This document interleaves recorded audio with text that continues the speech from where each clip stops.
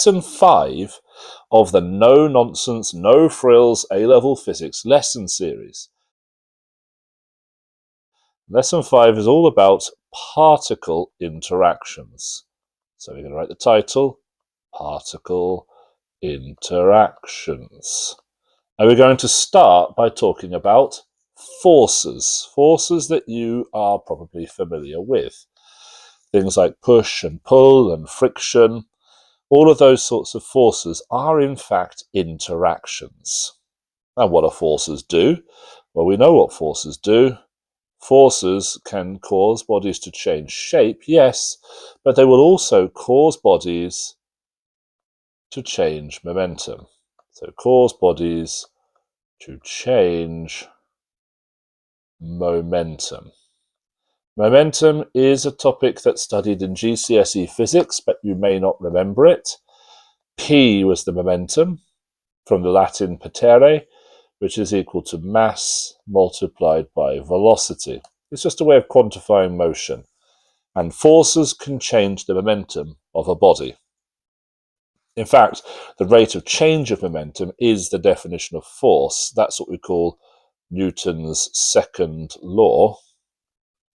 Second law. That is that the resultant force acting on a body is equal to the change of momentum divided by how long it took for the momentum to change.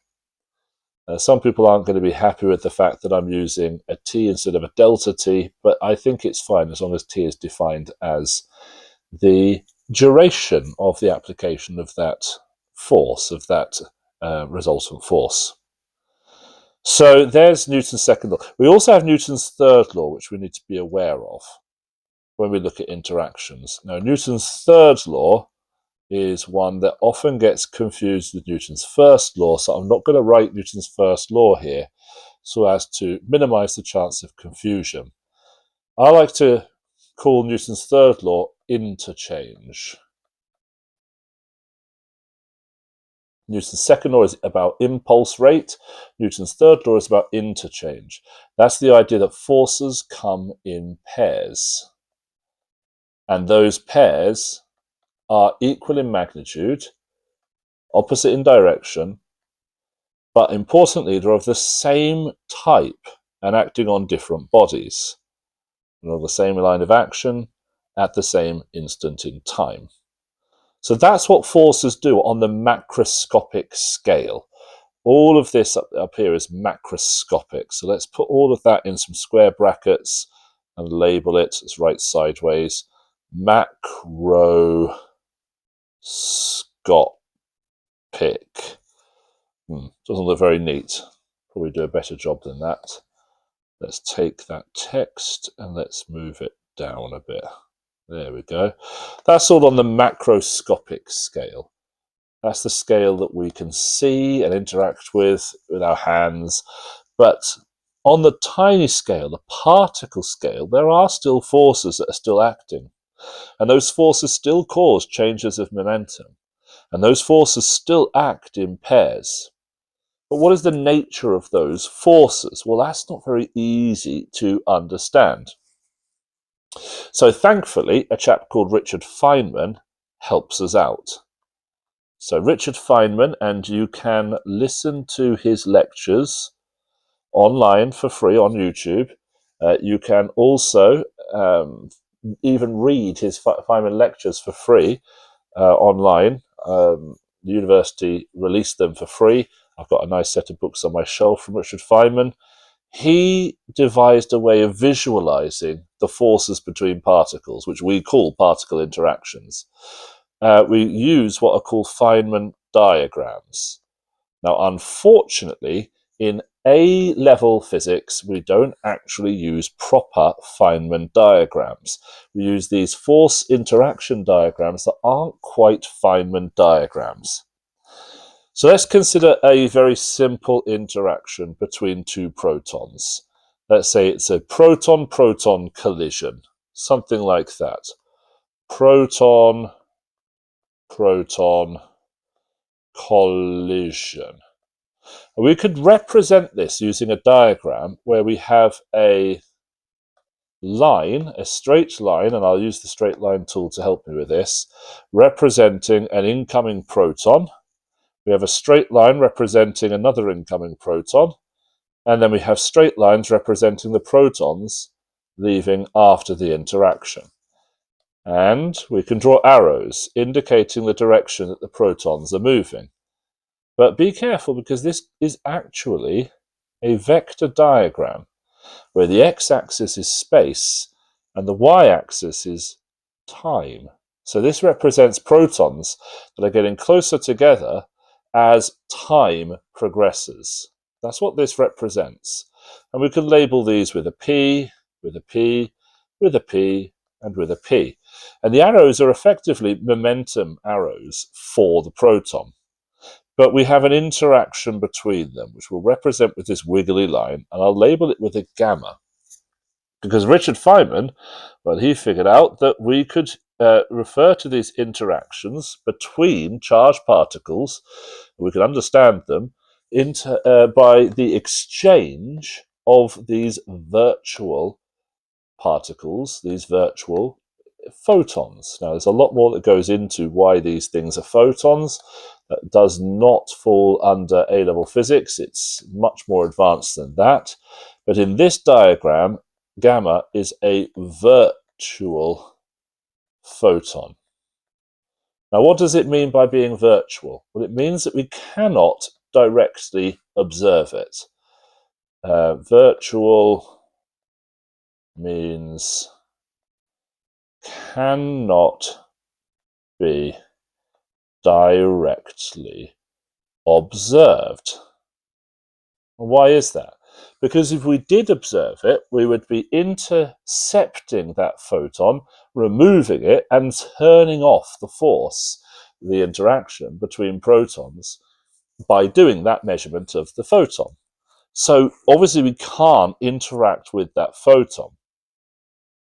Now this photon is being passed, as the way it's drawn here, from this vertex, I could label it A, to this vertex that I can label B.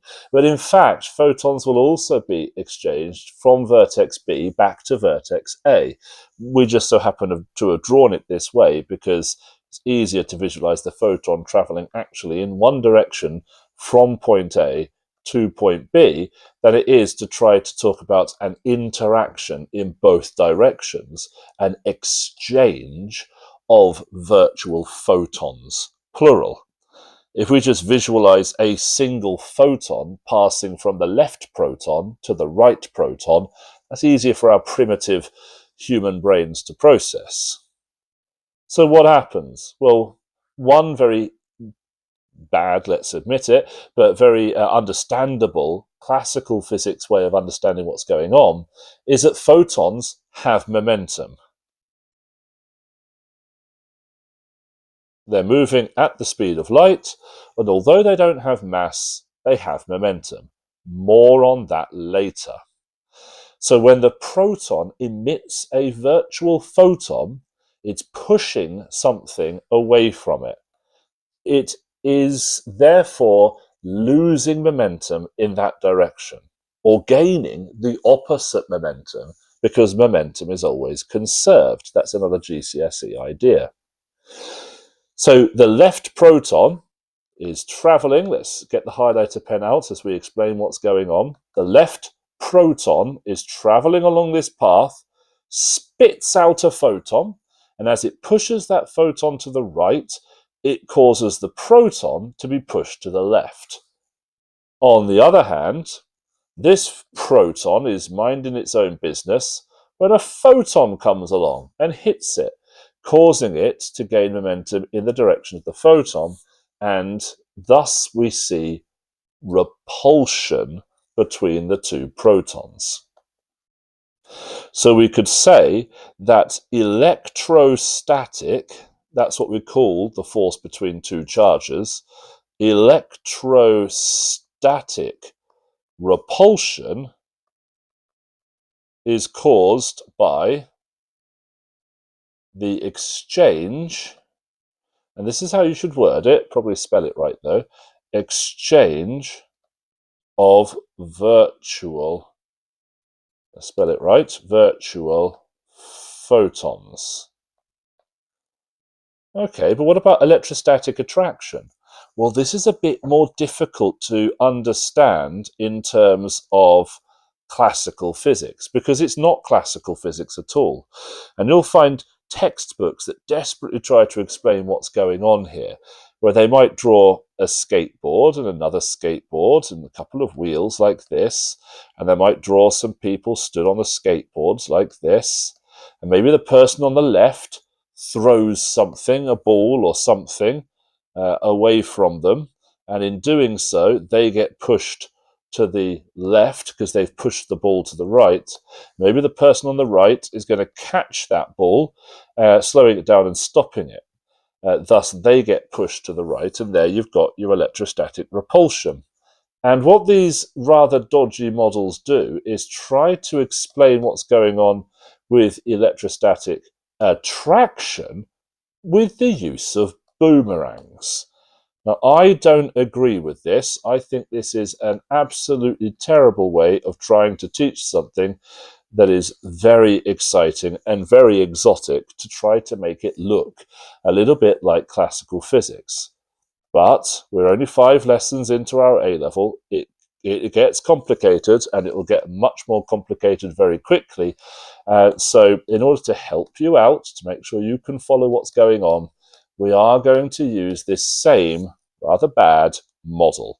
So this is attraction. No, let's try that again. This is repulsion between like charges. And the rather bad model that appears in textbooks has 2 skateboards, 2 skaters, and one of them, for reasons best explained by them, decides to throw a boomerang in this direction. Now, of course, the boomerang will loop around and come back over here. And in throwing the boomerang, the person gets pushed this way, the person on the left, that is. In catching the boomerang, the person on the right gets pushed this way. And so we now have our attraction. Now, this rather dodgy model actually leads to more questions than it does answers. Attraction. Let's spell that right as well. For example, what would make a proton throw a boomerang to an electron, but a ball to another proton? What would make an electron throw a boomerang to a proton, but a ball to another electron? It's just nonsense. It doesn't work. If you're actually interested, it's more to do with the phase relationship between the particles that are exchanged, the photons, whether the virtual photons arrive in phase or out of phase. But you can read that yourself if you're interested in it. This is just the rather terrible interaction model that we are using. It's an analogy. It is flawed, but that's okay. So that's virtual photons for the electrostatic force. What about other forces? Well, push, pull, friction, and therefore all frictional forces such as air resistance, even buoyancy, let's spell that one right. They are all examples. We could have water drag, fluid drag, whatever. They are all examples, macroscopic examples, tension, forgot that one. They are all macroscopic examples of electrostatic forces. Electrostatic. They are electrostatic in nature. Spelling static in nature. The other force you hear about is gravitational force, and we are not touching gravitational force today. The nature of the gravitational force is a lot more exciting and indeed a lot more exotic than this. So we're going to leave that. But we already have met something called the strong nuclear force in the previous lessons. The strong nuclear force being responsible for alpha decay. But what about beta decay? Well, beta decay is evidence of another type of force. Beta decay is caused by the weak nuclear force, also called the weak interaction. All these forces are interactions, particle interactions. And just like the electrostatic force is caused by the exchange of virtual photons, the weak nuclear force is caused by the exchange of virtual particles as well. Well, they're not really virtual particles because these particles we can interact with. They're very, very short-ranged. These particles are the W bosons. So we can say that the force is mediated by, that's a phrase we often use. Electrostatic force is mediated by the virtual photon. The weak nuclear force is mediated by W plus bosons and W minus bosons. And there are also Z0 bosons.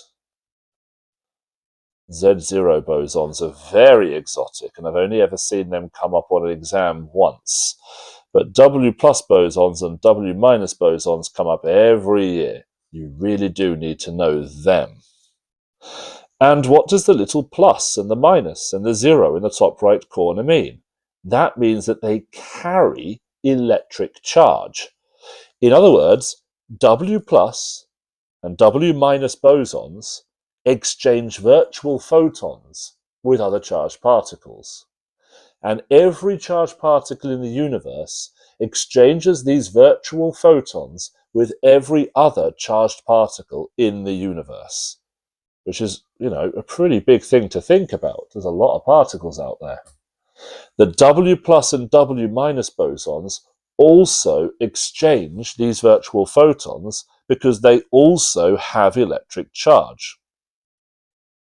Now, these things have a huge, huge mass, and I really do mean a huge mass. They're atomic-sized masses of these particles, but they are emitted in beta decay. If we have nucleus X, we've looked at this before, let's draw a line through the Z so we don't get it confused with the number 2, which decays into nucleus Y, with the same atomic mass, we know that happens because one of the neutrons changes into a proton. So we gain a proton, and in doing so, we have our beta particle. But that's not quite how it is. There's actually another step to this. The numbers work out, but where's this antimatter particle, the neutrino, coming from them? So let's turn to our Feynman diagrams. In our Feynman diagrams, we could have, let's do a straight line tool, we could have our neutron coming in, just like this, decaying into a proton, and 2 particles come out here. Now let's fill in the blanks. We've got a wiggly line here to indicate the exchange particle. Here is our neutron, which is going to change into a proton. Let's write the N to the left of that one rather than the right. Our neutron's going to change into our proton, and in doing so, it's going to cause the creation of an electron and the creation of an electron antineutrino. The bar over the top means it's antimatter. The thing that looks like a V is the Greek letter nu. The subscript E indicates it's from the electron family. There we go.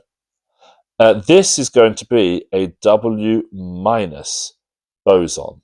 Now, I'm actually going to zoom in on this because I want to show you something. Let's zoom in on this. Remember that this is effectively a vector diagram, and the y-axis, this axis here, is time.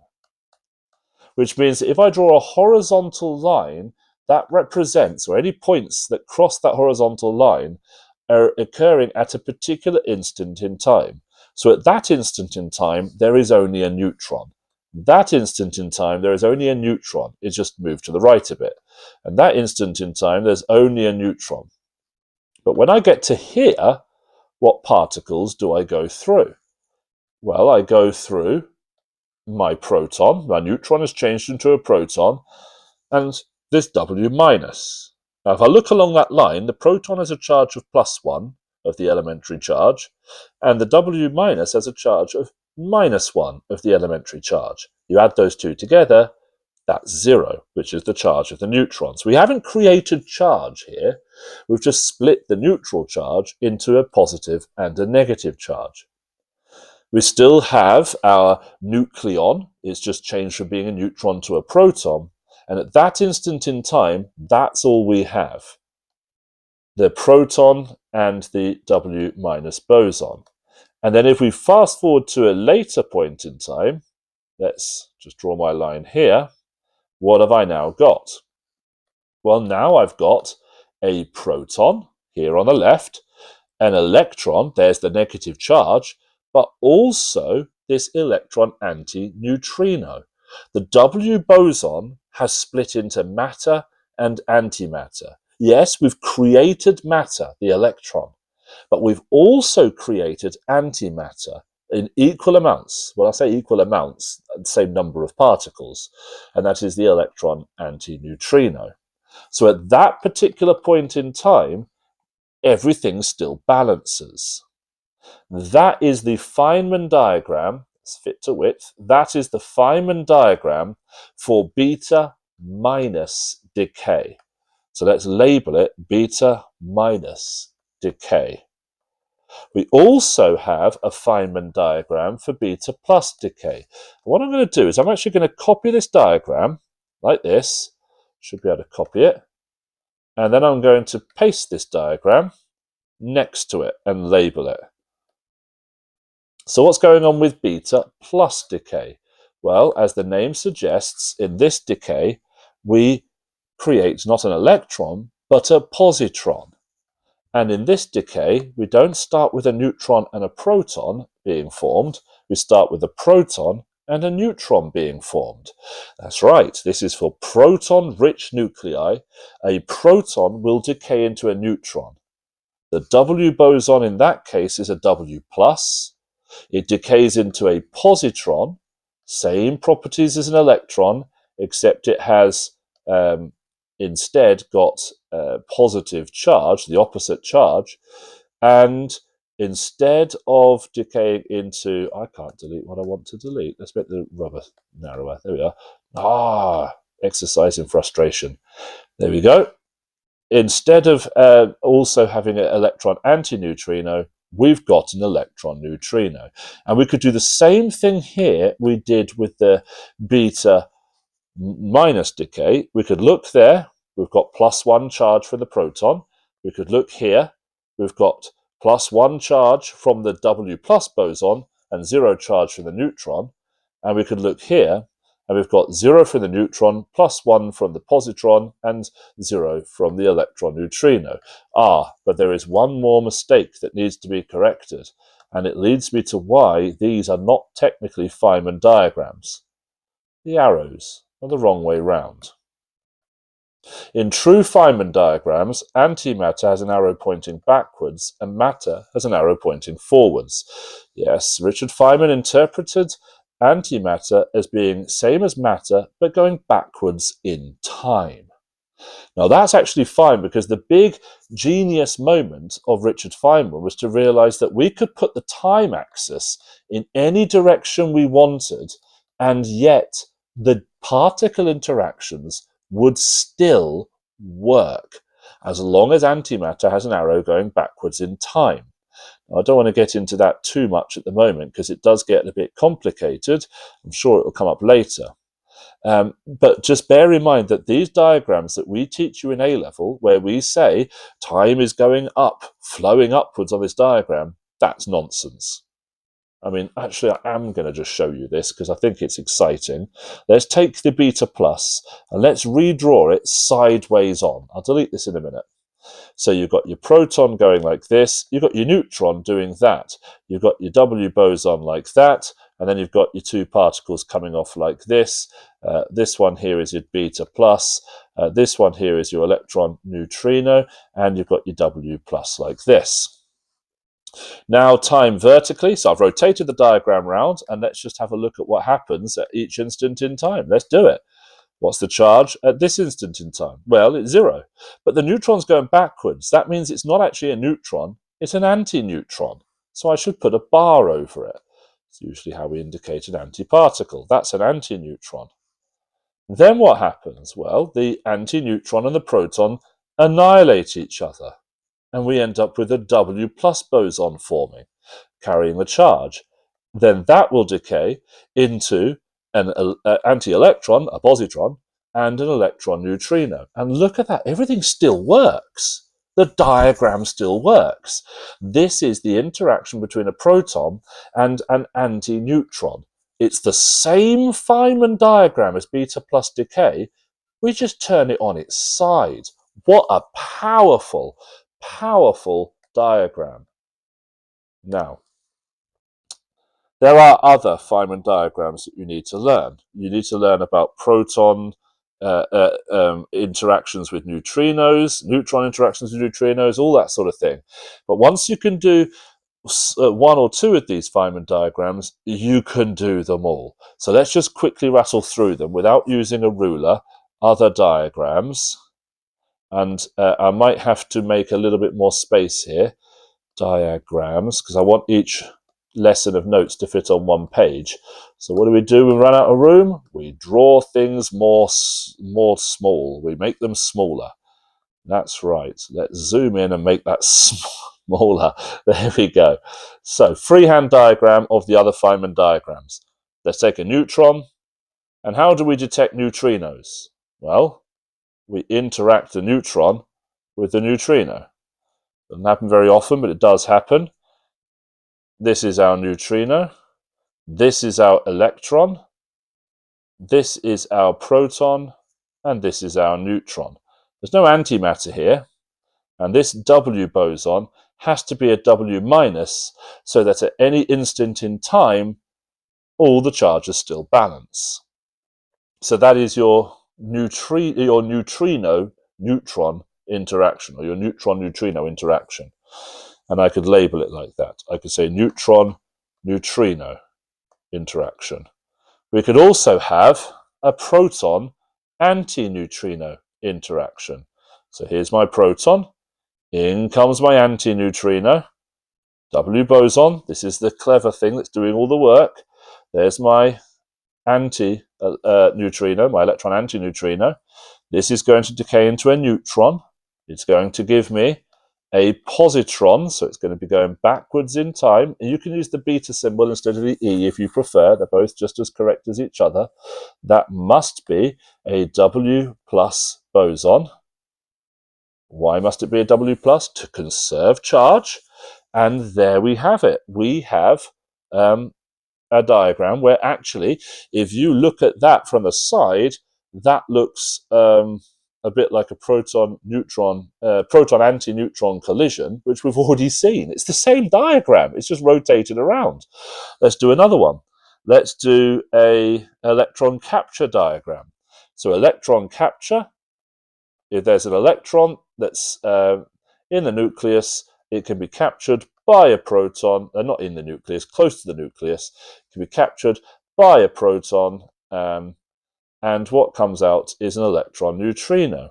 This must be a W plus to balance all the charges at any instant in time. So what's this one? Proton, electron, antineutrino interaction. This one is called electron capture. Basically, the electron gets captured because you can visualize it like the proton sends out a W plus boson. But actually, that's not the way it is, because I could draw the proton like this, the electron like this, the W boson going the other way. I could draw this. This would be a perfectly valid Feynman diagram. And what's happening here? Well, that's now got to be W minus. And it's the same thing. Look, proton going in, electron going in, neutron coming out, electron neutrino coming out. We sometimes call this a proton-electron collision, but it's indistinguishable from electron capture, really. And this is the really cool bit, both of these things happen at the same time. They both happen. Like, you don't know anything about particle physics. It's so much more exciting. It's not one thing happens or the other.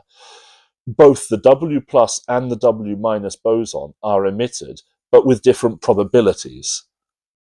Quantum physics, it gets me all excited. So that is our Feynman diagrams. And there's, I think there's 7 of them that you need to learn, but you can look them up. I don't need to put them all in the notes. Let's zoom out to 100%, fit to width, lock the screen, and there we have it. So a bunch of Feynman diagrams might be useful for revision, I'm sure. You need to know about these W bosons that are different charges, and I am not touching gravity today. We've looked at the weak nuclear force in quite some detail. And that concludes the first chapter of your A-level in physics, all about matter and radiation. So next lesson, we're going to be diving a little bit deeper into the particles quarks and leptons. Yeah, we haven't mentioned them yet, but they're coming.